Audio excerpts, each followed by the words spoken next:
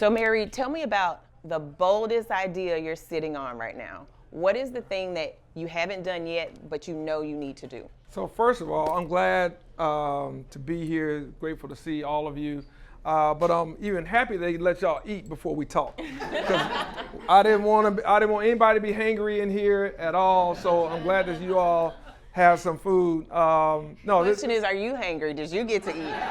Not yet, but I'm saving for my lobster roll over here, Nancy, in just a little bit. So the boldest idea I have that I'm sitting on is how do we reinvent the American South?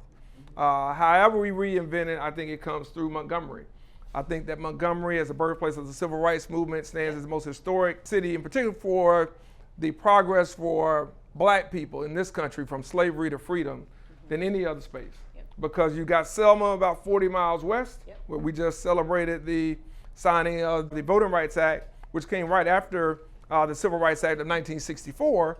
And that movement was sparked by local leaders. That movement was sparked by grassroots people, not anyone famous, not anybody with titles or means or position, just everyday people, right? And then on the other side of Montgomery, 35 miles, I guess, our east is Tuskegee University, where you had this group of men and women who led and became part of this community called Tuskegee Airmen. And what that did for racial stereotypes in this country. Tremendous change, all happening within, roughly a 60, 70 mile space, with Montgomery sitting right in the middle, formerly as the capital of the Confederacy, as the state capital of Alabama. So a lot of layers and a lot of texture there for that area. A lot of layers and a lot of texture, and one of the things, having black mayors is important, having the political power, but as been said, many times long before, I was thought about political power should beget economic power, and economic power should beget political power. And that hasn't happened as much in the South as we would like to see, but now we see this reverse migration. And the question is, how do we change that? How do we engineer that for the country as well as the people, obviously, who have never left the American South? And I guess kind of what I'm thinking about doing is, how do I become a force multiplier? Is that seeking higher office through the political realm, or is that through the public, through the public-private side, and doing the private side of that through corporate leadership, being in spaces where private equity, where you're driving economic investment into companies and entrepreneurs, again, in the space that drastically needs it. So it's kind of, how do you marry the political power and the political change with the economic change and the need that is there in the American South, and I think largely in black communities across this country. I think that's spot on, and that is very bold. But I'm going to go out of order for a second, because you actually brought up something that I think is really important, specifically around black political power. I think it's a hot topic of conversation, especially after the last election. I'd love to hear, what do you think is something about black political power that people aren't yet ready to face or say out loud? That we're losing it, and we're taking it for granted. Okay, now hold on. You're going to church.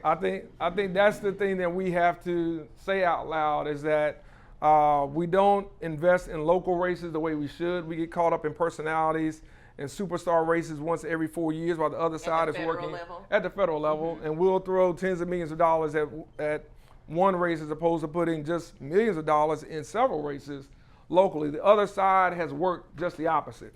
They have built from the ground up, and that's why we're in this position. They have built through mayoral and city school board races. They fund them actively. State legislative races, state house races, governor's races. And then they come up. They understand the power is in the states. The power has never been in Washington, D.C. The noise is, and the attention is, but the other side has understood that. And so for the last 30 years, we've seen that shift.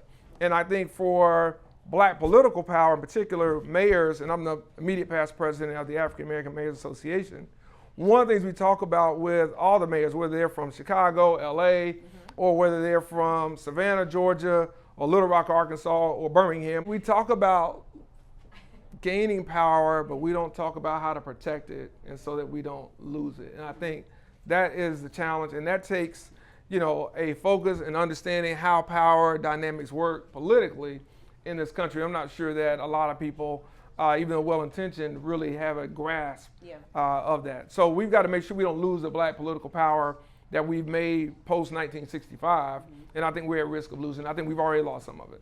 Wow, wow. And I think you want to keep it so that you can be effective, right? 100%. And push forward through the most important things. Absolutely. So you've spoken a lot in all of our kind of different conversations over the years about leading with both purpose and pressure. Yeah.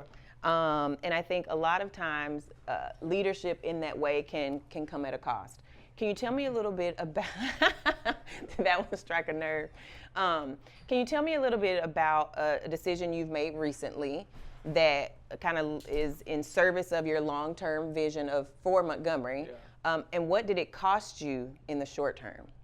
So I'm real big, almost to the degree that a lot of my long-time supporters and cheerleaders and champions have heard me say this 1,000 times.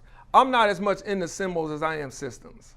And I think often we get caught up in changing symbols. We get caught, that makes us feel good. What does that mean? You know, we give a damn about a statue that's up in Washington, D.C. Of a Confederate general. I don't care about that statue. Drive by it 1,000 times, doesn't matter to me. I'm more interested in how you change the system of people who are still shackled by that era, right? Whether it's healthcare, whether it's education, whether it's economics, whatever it may be. And so for me, I think the biggest thing that caused pain, there are a lot of things that I could say. I think the easiest example was moving $20 million out of a majority of white banks into a black bank. And for me, that was significant. And we did it in August. We did it in Black Business Month. And I wanted to do it because I didn't want to just have a press conference or whatever about, oh, this is Black Business Month, we're going to go to this barbershop. We're not going to do that. We're going to talk about things that substantively matter and move the needle. And that's financial institutions. That's banks. That's private equity. That's venture capital. That's all those things that exist there. So when I did that, I got a lot of blowback because the banks asked, well, why are you taking millions? I didn't take it 20 million out of just one. I put it into one. I took it out of the majority of white banks because we did not have any real money in this black bank, yet we're a city of 63% black residents. And I just felt that we ought to bank with a black bank that's going to invest in our community in a way that was not, something that was just kind of fly by night. And the goal was to make sure that Liberty Bank is the bank I'm talking about in New Orleans, family-run bank. Alden McDonald founded it about 50 years ago, I think, was to make sure we had a black bank that was servicing black entrepreneurs and black residents so that they could buy homes, they could invest in their homes, and they could grow and scale their businesses. The blowback was fierce. The blowback was the banks politically came after me. The business community did the same, and I mean with hundreds of thousands of dollars. It wasn't just a negative Facebook comment or something like that. I mean, they put their financial resources into making sure that we didn't get reelected. And it was in part because of we were changing the dynamics financially. What I found is that the establishment doesn't really care about what I say, they care about what I do. And so when you start to change the environment and the landscape, that is kind of what upsets the apple cart.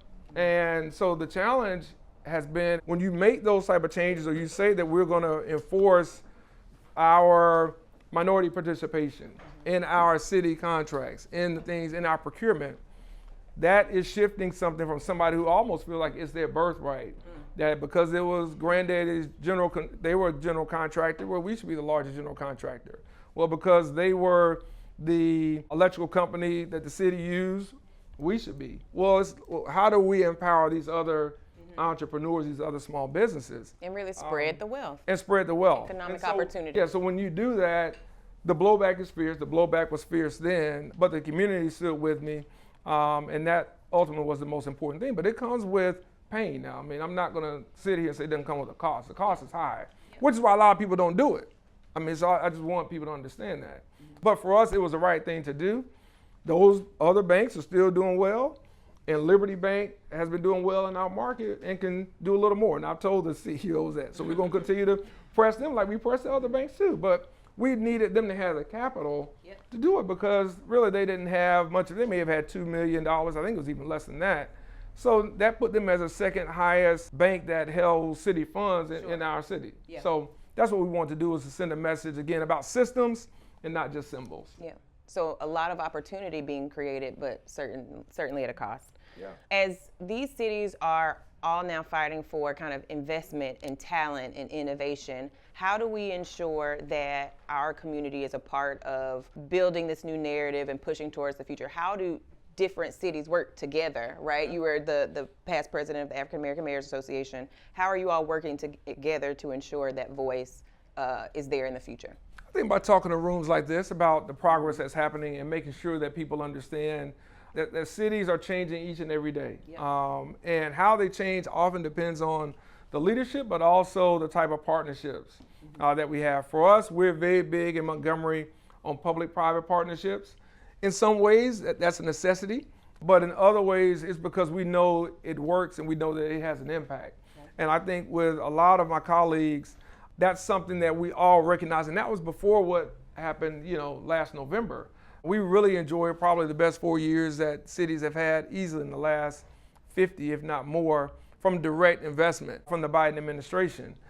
So when you look at the just abrupt change, the public-private partnerships are necessary for us. So that's philanthropy, that's corporate foundations, that's private individuals, making sure that, again, as people reconnect to the American South and we see this reverse migration, that we're able to do the things in government that are needed to make the transition as equitable as it can be, but also as impactful. And sometimes that means getting some advice from people in other spaces that are not in government to guide us on doing things differently. And I think the great thing about the mayors that we have across the board, and I'm on bipartisan boards as well of mayors, is that we know that we have to get things done. And we're looking for the best ways to do that not only maximize the economic impact, but also, just the overall opportunity index.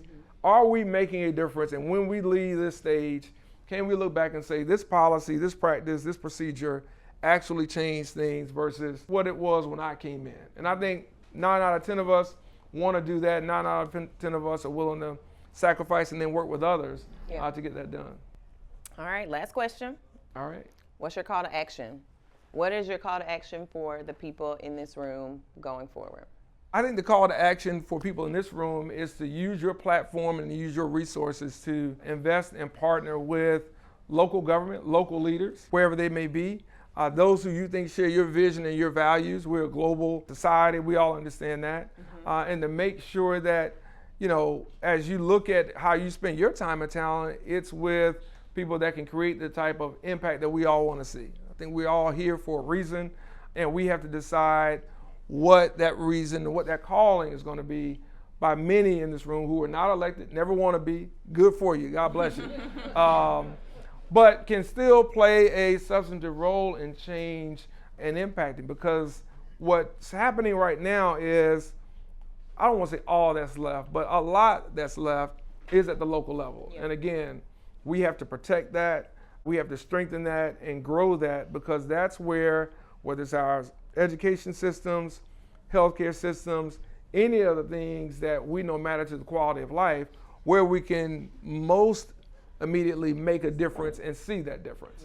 And so I just call for those in this room to get involved, to invest, to partner, to use your networks, to use your contacts to help those of us in the South, in particular Montgomery, Alabama, but also just wherever you may be, because this administration is raining down hell on cities, and people haven't begun to feel the impact of what that's going to be. But we're seeing it in the numbers, and people are going to see that in the programs as it hits our budgets, as it hits the things that we have been doing. I don't want to say just the last 4 years, really, even throughout the first term, we've been able to do to help those people who've been on the margins kind of get in the game. That's changed, and so we need all the help that we can get from people in this room, and we need all the engagement and the feedback.